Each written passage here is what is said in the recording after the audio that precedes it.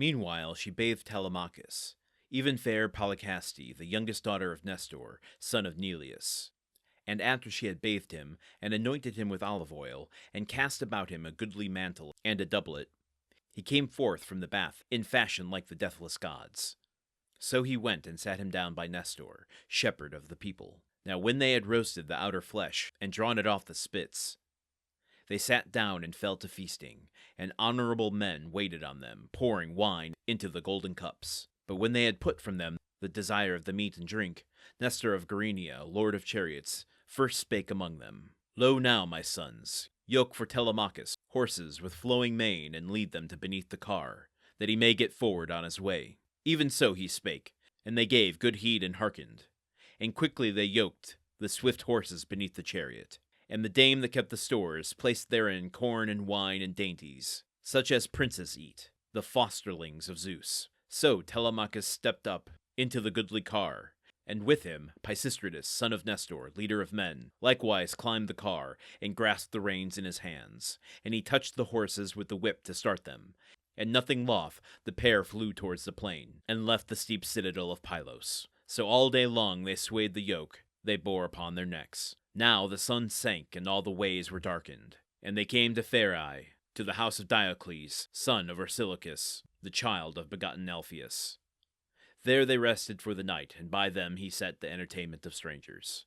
Now so soon as early dawn shone forth, the rosy-fingered, they yoked the horses and mounted the inlaid car. And forth they drave from the gateway and the echoing gallery, and Peisistratus touched the horses with the whip to start them. And the pair flew onward, nothing loth. So they came to the wheat-bearing plain, and thenceforth they passed toward the end. In such wise did the swift horses speed forward. Now the sun sank, and all the ways were darkened. Is your head spinning as much as mine is?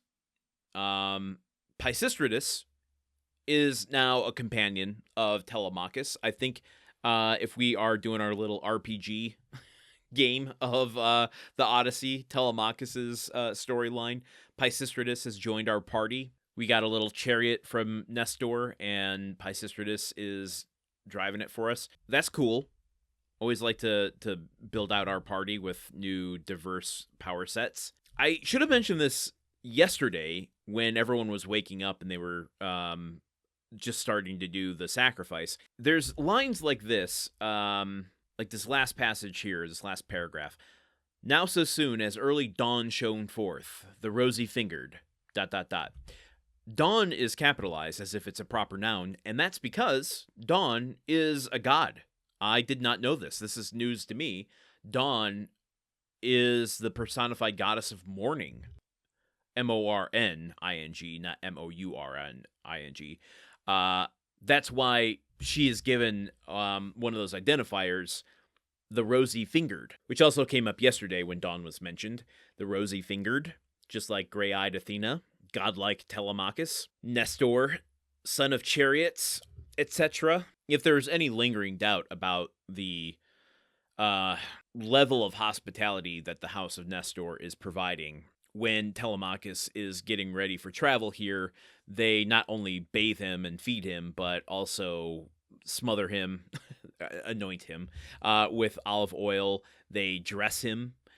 These are signs of a prosperous house, a house and family who, know how to treat a guest. Let's put it that way. We could talk a little geographical stuff too, because we get a lot of that here. We learn as they are riding away that Pylos is a steep citadel. They obviously entered Pylos through the shore, through a boat. There's a steep citadel, so does it reside on a rocky cliff maybe? Later on, it says, so they came to the wheat-bearing plain, and thenceforth they pressed forward towards the end. The wheat-bearing plain seems like just kind of an arbitrary detail, but I think that, if you are picturing our epic movie we're making, this is a moment where we would probably get a drone shot, a helicopter shot, one of those sweeping landscape shots, and you would see I think a land of health. It's alive with crop and nature. There is opportunity and certainly that means animals are there grazing. Like, this is a healthy land. This is a land that people would strive to be at. This isn't like Mordor, where it is craggy and rocky and bubbling with magma and brimstone. So, it's maybe an arbitrary comment, a passing comment, but one that I think is like, if we lock that visual in our head, is going to contrast to stuff we may or may not see later. This is one of those moments of, the health of the Shire before you go off on your adventure, so that when you return, you come home to something that is a bit more prosperous than the dark places that you have to go to in order to have a right old adventure. It's also mentioned here, Pherae, and they came to Pherae, to the house of Diocles. Pherae being a place, just a small community that is offering some guest hospitality. Again, if we're in our RPG, man, I'm mixing all kinds of metaphors. RPGs, big movies, our prestige HBO show that we're making. Bear with me, folks. I'm not promising any kind of coherent thoughts on this show. That's the whole thing on the tin. Come listen to the Odyssey and get a whole bunch of incomprehensible tangents. Anyway, Pherae is just a small community. I would imagine in that RPG we're playing, it's not a town where a story beat is going to happen, but probably just like there's going to be a save point, maybe an inn that you can sleep in and restore your health. Maybe there's a shop there, but they're not going to have any iconic weapons that you can buy, just like some health potions and some additional armor that's of the same class you already own, just in case maybe one of your new companions doesn't have the armor they need yet. Pherae doesn't seem like a iconic place here, but then it's also mentioned that Diocles, who we don't get any info on, is the son of Orsilochus, who, again, we don't get any information on, the child begotten of Elpheus. The Elpheus, now, I'm having a hard time understanding if there's an actual person named Elpheus named after, or whether or not this river is named after Elpheus, but the Elpheus is a major river associated with divine lineage in Greek mythology. And it's a real river that still exists to this day. I've seen it called Elphios. My pronunciations are probably terrible. But a lot of these places have a real world equivalent, or have, existed at this time and still exist today in these places, just have changed, or the places around them have changed. Like Pylos is a town in Greece. It's on the shore. You can go look at pictures of it. It is beautiful. And we can use these as concept art for whether it's the RPG, the prestige HBO show, or the movie we're making. Gives us an understanding of just how beautiful this area is. So today's passage is almost entirely just talking about Telemachus and Peisistratus heading out. It's somewhat repetitive in talking about yoking the horses and going and stopping and going. And I think that plays a bit into what we already discussed this book about the oral nature of this, the having to start and stop in different places to continue to perform this poem over numerous days, perhaps at a festival.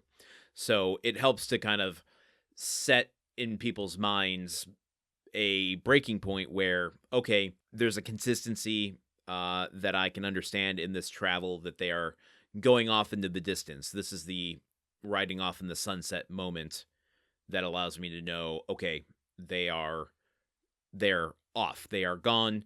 And when I come back tomorrow, even though I might have been drunk at the festival the day before, will not forget that. Where did we leave off yesterday? Oh, right. Yes. Right.